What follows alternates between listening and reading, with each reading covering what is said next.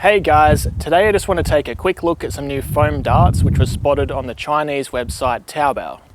I don't know if these are available anywhere else, but I simply used the Google Chrome auto translate feature to navigate through the site, purchased the darts, and within 2 weeks they arrived at my doorstep. Now, just in case you're unaware, these have a 36mm length, which is half the length of a normal Nerf dart. So these won't work in your stock standard Nerf blasters. Instead, you'll need something hobby grade like the off-the-shelf Adventure Force Pro series, or something more customized like a Caliburn or my M20 construct here. These have a purple foam body and a green colored tip, so if you're a fan of the Joker, these could be a good choice for you. The rubberized tip itself is shaped like a tiny little fedora, and it doesn't come quite to the edge of the foam. So in sealed breech blasters, whether that's air or spring powered, these should work perfectly fine where friction with the barrel is undesirable. Now, there's been a few names tossed around as suggestions to call these. Some people suggested the Joker because they're purple and green. Some people suggested fedora darts because of the shape of the tip. Some even suggested AC/DC because what the actual name of these are on the product listing is Thunderstruck darts. For the sake of simplicity and to honor the people who made and sold these, I'm just going to call them Thunderstruck darts. Now, today I'm going to be comparing the Thunderstruck darts against the best darts currently on the market, the Dart Zone Pro darts. The problem with Dart Zone Pro darts is they're only sold in the USA. So they get ridiculously expensive if you live outside of the USA. Even though they're sold by like Blaster Tech here in Australia, they're ridiculously expensive compared to an option like these Thunderstruck darts. So if these Thunderstruck darts end up comparing favorably to the Dart Zone Pro darts, they'd be a very good alternative to using these in countries outside the USA. Now, the first thing I did was simply to weigh them. The Thunderstruck darts weigh 1.08 grams, while the Adventure Force Pro darts only weigh 1 gram. So these are slightly heavier. Whether that translates to better accuracy at the expense of velocity, that's to be seen later in this video. Now, for a purely observational test, I'm just going to rip the dart tips off of one of each and see which one was harder to remove. So first up, the Dart Zone Pro dart. Took quite a bit of effort to pull that off. And the Thunderstruck dart now. It honestly felt about the same. And if we have a look at the dart stem here, it has these ridges and grooves which the glue can seep into to adhere better. Well, the Dart Zone Pro dart doesn't have that, but they probably have access to stronger adhesives. So I'd have to say these feel about the same by hand, but once I start shooting these at a target, we'll see if any of them break. So now I'd just like to set up my chronograph, and I'll grab my Sabre M20 here. We'll just fire, say, 5 shots of each and see if there's any kind of difference in the velocity, given that the weight is slightly heavier on the Thunderstruck darts. Alright, so in this magazine I've got 5 Dart Zone Pro darts, 5 Thunderstruck darts, and we'll see what the difference in velocity is, if there is any.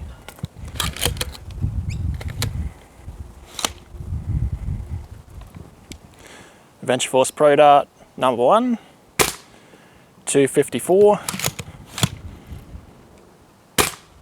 257, 264, 267, 265. I'll just pop the average somewhere up here on the screen. And now the Thunderstruck darts. 249, 263,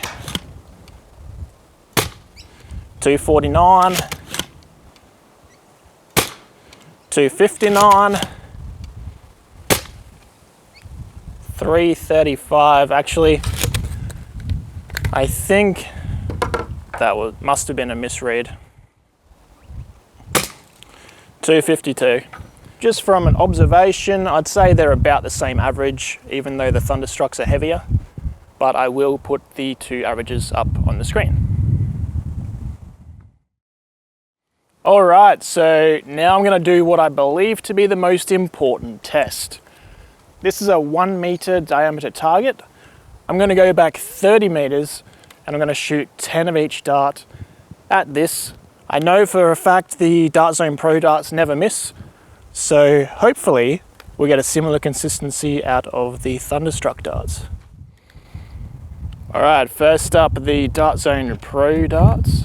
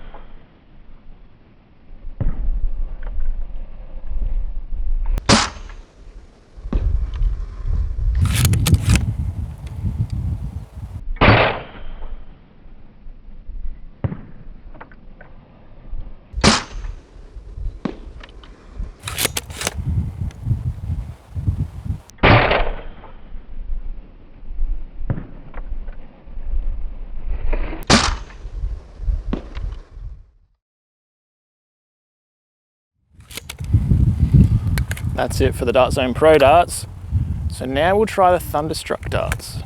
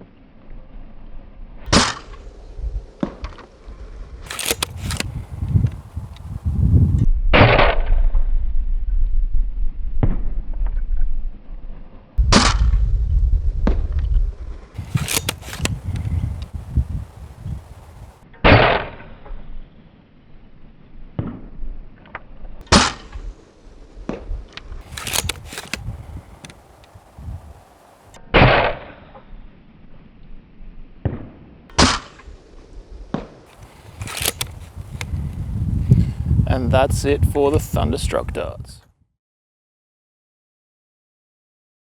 Alright, so before I get to my final thoughts, I just wanted to say I went and picked up all 10 of these shots.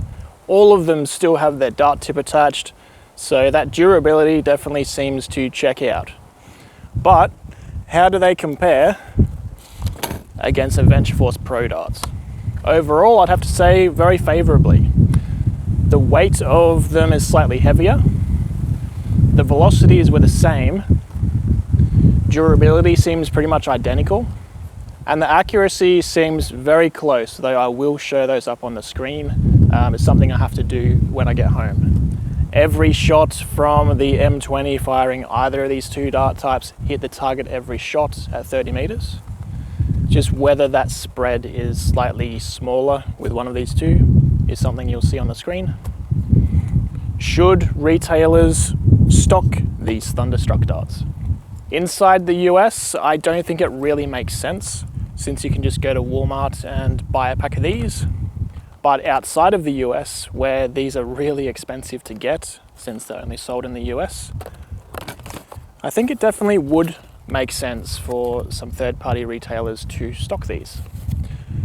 They definitely seem to be glued better than worker darts have been, and they don't seem to have any downsides compared to Avenger Force. That's all for this video. Make sure you're subscribed so you don't miss out on future ones. Thanks for watching, and I'll see you on the next one.